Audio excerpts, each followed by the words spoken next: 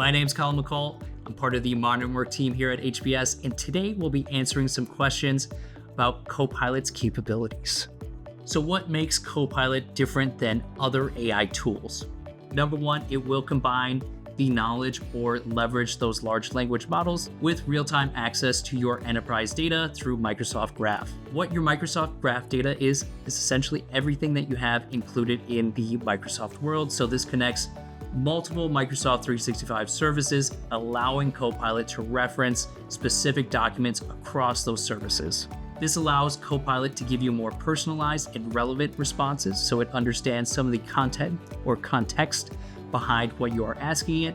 For example, if you ask Copilot to summarize a project update, you can pull information not only from various documents, but different documentation types. So this could be emails, this could be Word documents, this could be PowerPoints, everything in between you can reference within one prompt. So how does Copilot use natural language prompting, right? So you don't have to be an expert in prompting. You don't have to be a prompting scientist in order to effectively use Copilot.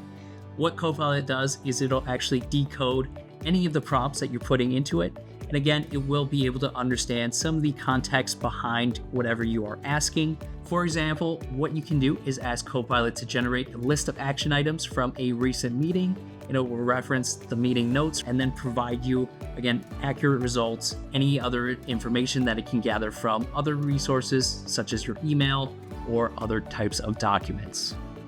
What are some of the limitations of Copilot? Can it do everything that we think it can? And while yes, it is a very powerful tool, it is not autopilot.